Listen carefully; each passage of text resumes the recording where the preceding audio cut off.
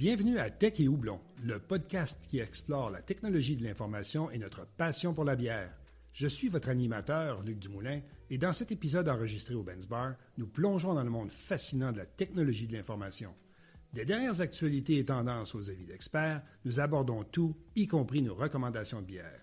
Que vous soyez un amateur de technologie, de bonne bière ou un auditeur curieux, il y a toujours quelque chose de nouveau à découvrir à chaque épisode.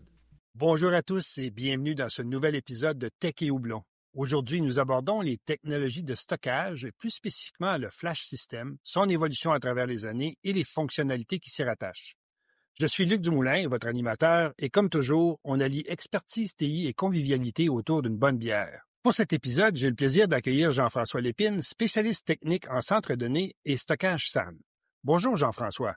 Bonjour Luc. Comment vas-tu? Ça va très bien et toi? Ça va très bien, merci.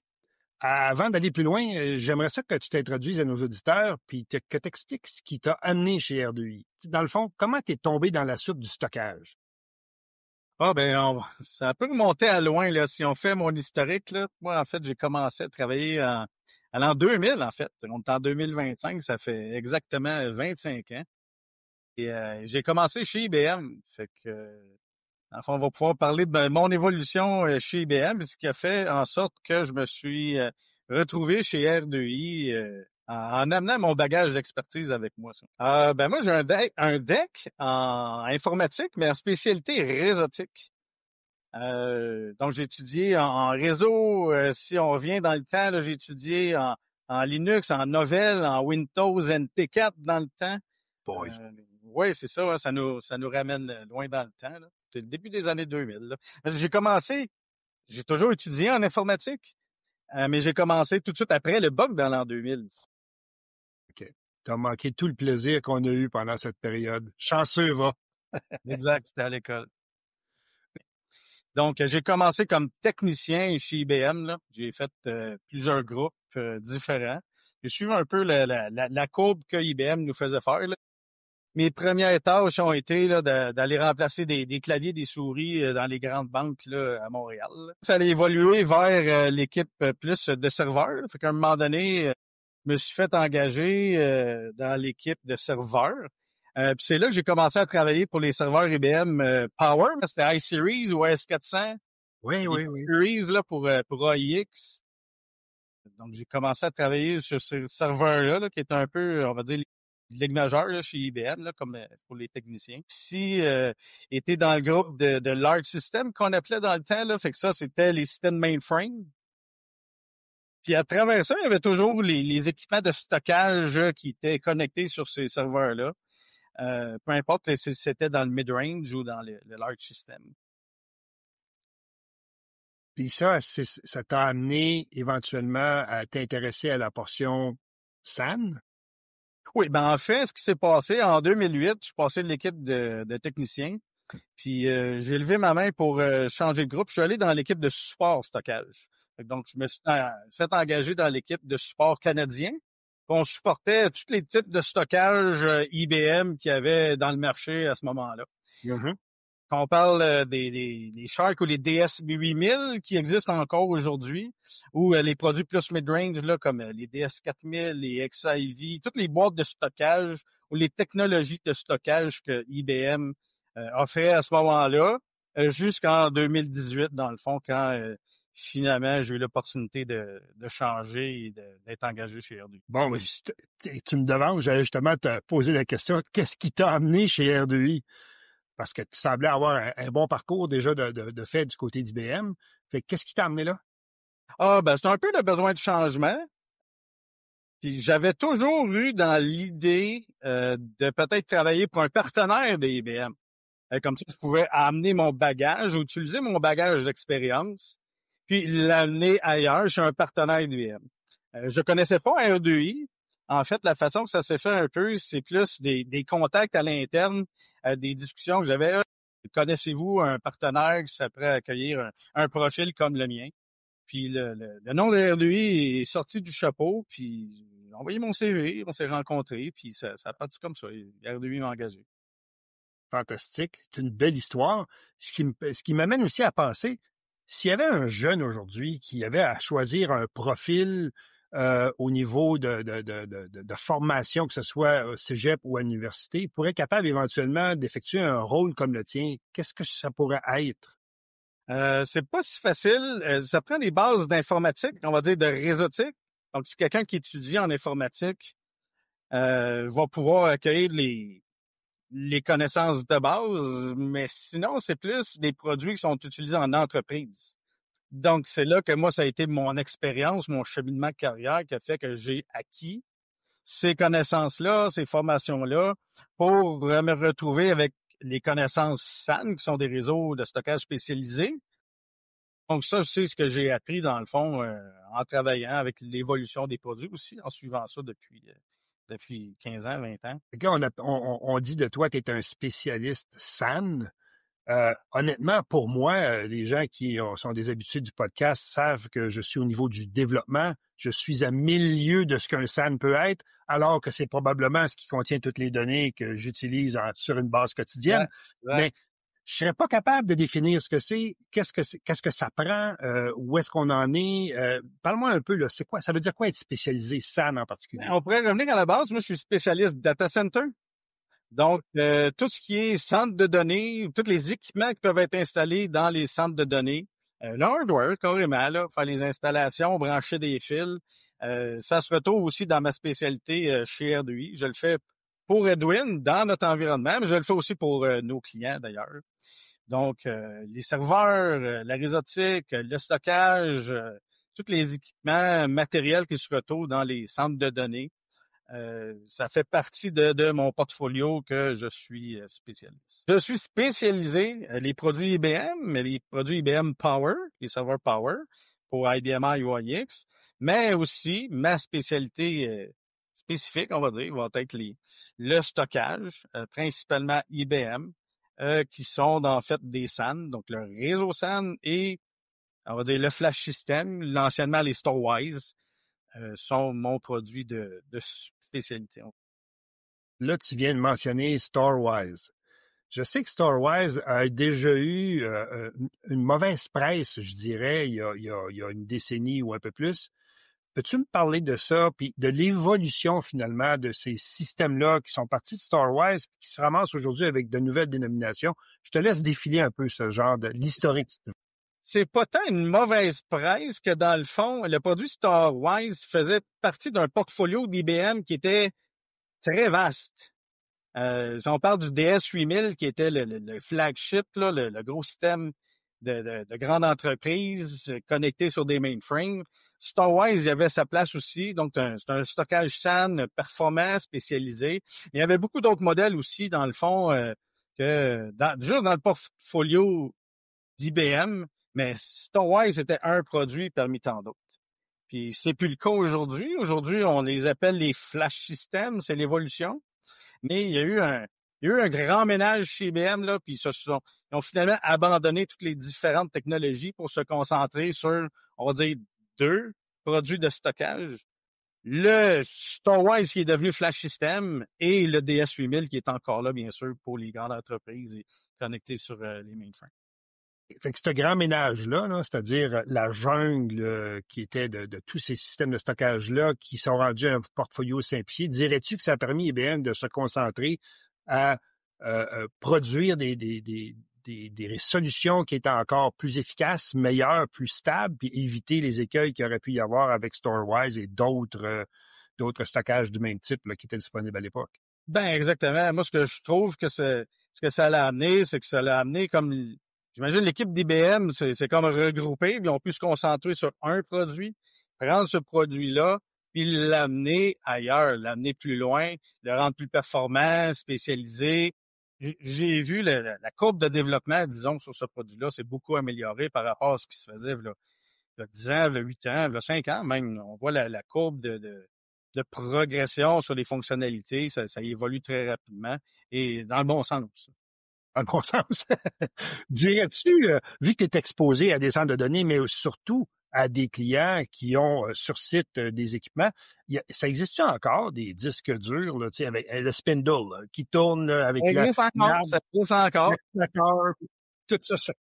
Ben, en fait, si on fait un petit retour dans le temps encore, là, dans le temps, là, il y avait plusieurs types de disques. Il y avait les disques durs, puis à un moment donné, dans l'évolution, là, 10 ans ou 15 ans peut-être, il y a eu les disques flash ou les SSD qu'on appelle. Oui, oui. Fait qu'il y a eu conjointement dans les machines là, ou dans les systèmes de stockage des disques SSD, des disques Enterprise avec des plateaux rotatifs de différentes vitesses, des disques qu'on appelle Nearline là, qui sont les plus lents, mais de plus grande capacité, mais plus lents.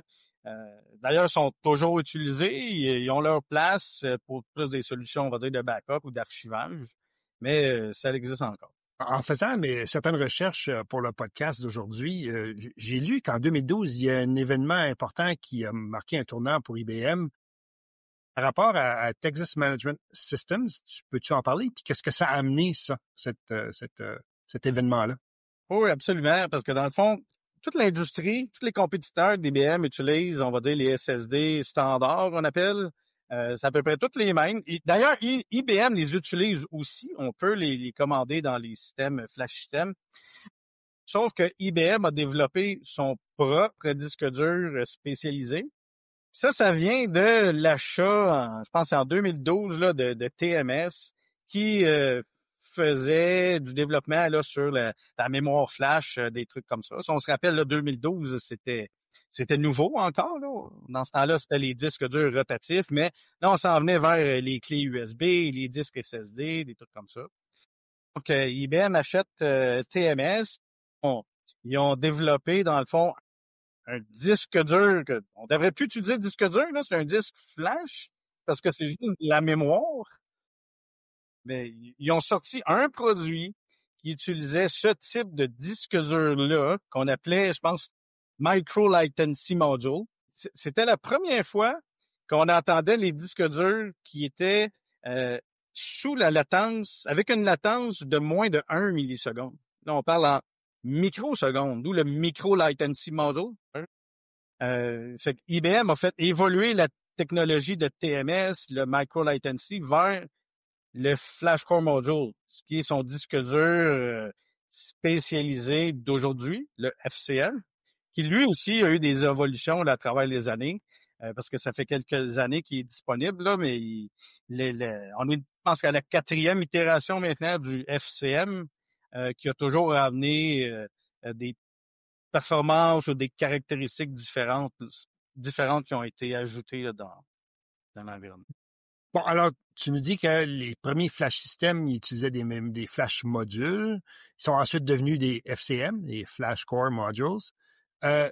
C'est quoi qui a motivé cette évolution-là? Parce que... Honnêtement, le FCM a quand même changé plusieurs choses. Parce que si on revient même au premier FCM, là, lui, il utilisait de la mémoire TLC, Triple Level Cell, qui est de la mémoire ultra rapide. Mais aussi, le FCM, lui, est capable de faire de la compression de données et de l'encryption sans aucune perte de performance. Fait que ça, c'était une grosse différence par rapport à ce qu'il faisait avant. Pour pouvoir faire de la compression, c'était soit le logiciel, donc le code, le software fait la compression, ou des cartes de compression qui existaient dans les systèmes de stockage. IBM, lui, il l'a amené à un autre niveau dans son FCM, parce que c'est le disque dur lui-même, le disque flash, qui fait la compression. Inline compression, tu peux pas le désactiver. Donc, avec la première itération des FCM, c'était du 2 pour 1. Si tu rentres un 10 TB de données, il va devenir 5 TB de données. C'est ça. Mais là, moi, ça m'amène une autre question là, qui a rapport un peu à la sécurité. Est-ce que le fait de compresser, ça amène un genre de type d'encryption ou c'est complètement différent, c'est complètement autre chose? Non, c'est complètement différent, en fait.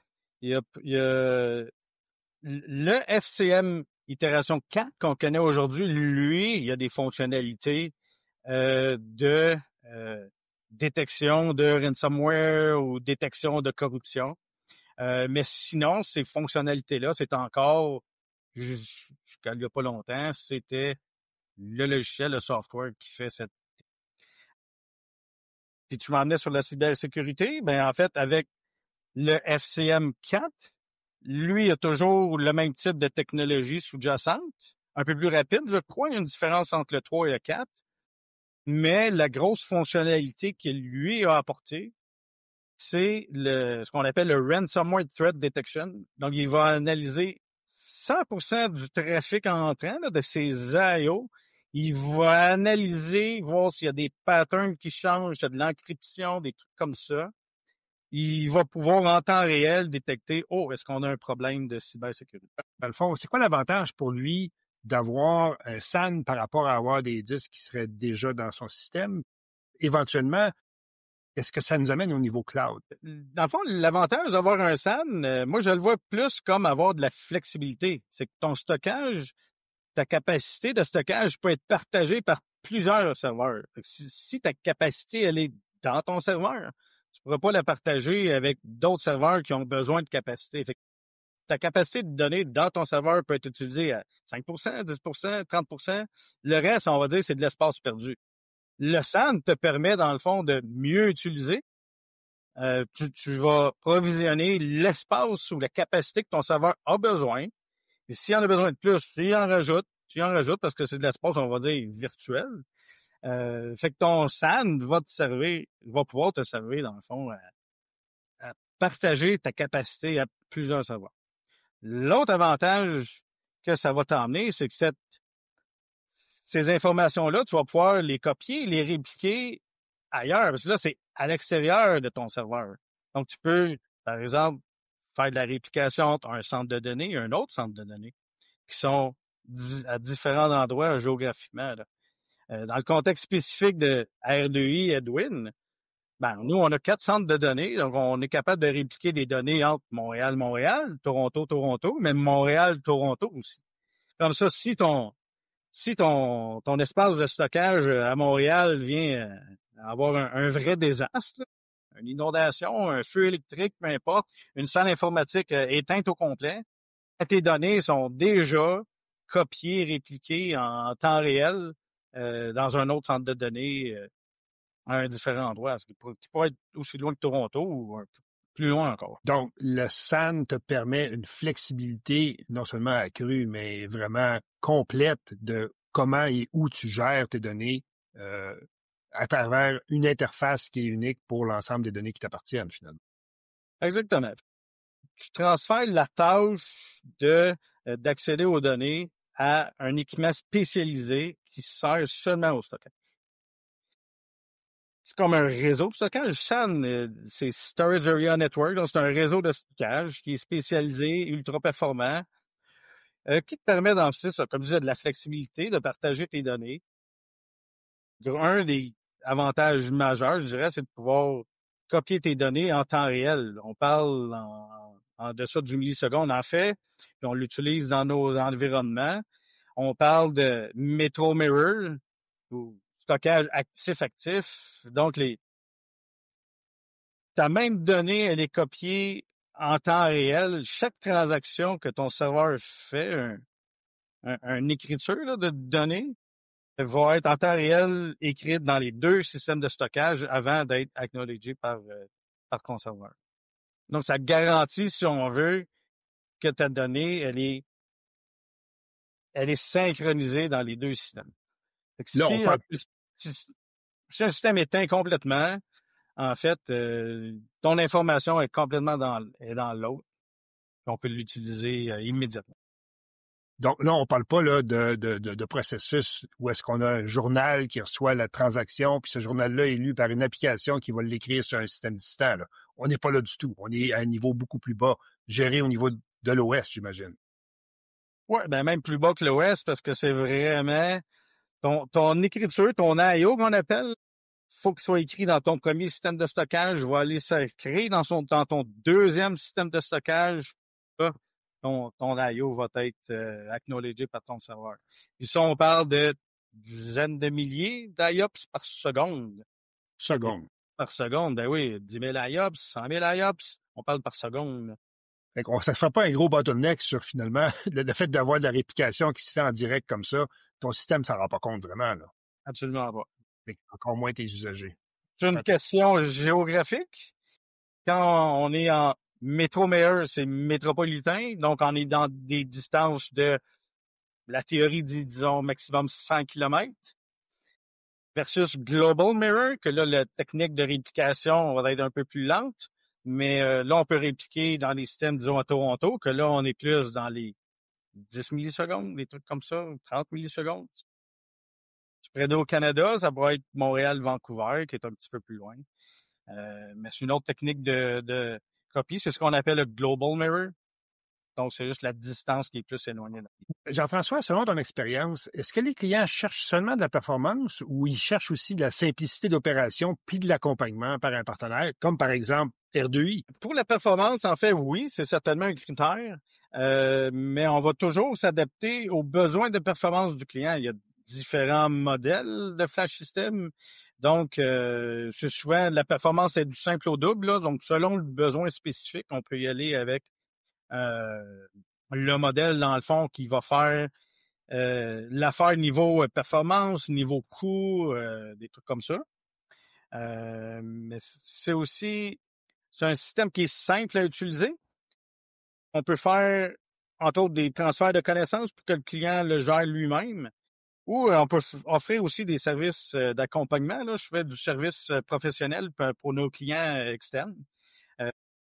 Transfert de connaissances ou assistance pour gérer, administrer, configurer, installer. C'est intéressant ce que tu amènes comme point, c'est-à-dire que oui, tu es capable d'accompagner le client une fois qu'il a reçu son système, qui est prêt à le mettre en place, tu vas lui montrer comment faire, comment s'en servir, comment le maintenir et ainsi de suite. Mais avant même d'arriver là, il faut que le client fasse l'achat.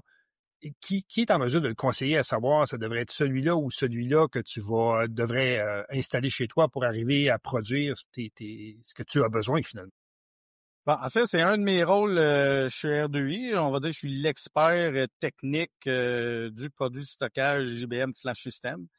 Donc, nos ventes peuvent faire référence à moi pour des appels clients, pour monter des solutions pour justement définir quel est le besoin du client, quel modèle on devrait offrir selon les besoins spécifiques du client. Ça fait partie de mes responsabilités. Bon, Jean-François, malheureusement, notre podcast tire à sa fin. Puis j'ai une dernière question pour toi. Comment est-ce qu'une organisation qui veut moderniser son infrastructure de stockage peut se fier sur un partenaire comme R2I pour faire la différence? Ben, notre expertise vient beaucoup du fait qu'on utilise nous-mêmes la technologie. Donc, on est en très bonne position pour pouvoir conseiller nos clients, tout simplement. Fait que, dans le fond, Edwin, qui est le cloud R2I, est animé par des ordinateurs, des systèmes qui ont eux-mêmes accès à des SAN, puis tout ce que tu as expliqué depuis le début, on le vit au quotidien, les deux mains dedans, dans les centres de données qu'on exploite autant à Montréal qu'à Toronto. Exactement. C'est ce que je fais tous les jours. Fantastique.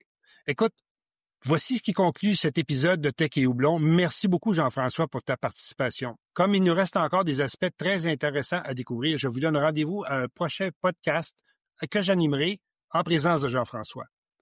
À vous, fidèles auditeurs, merci de votre écoute et demeurez à l'affût de nos prochains podcasts où nous couvrirons d'autres sujets reliés au monde des technologies de l'information.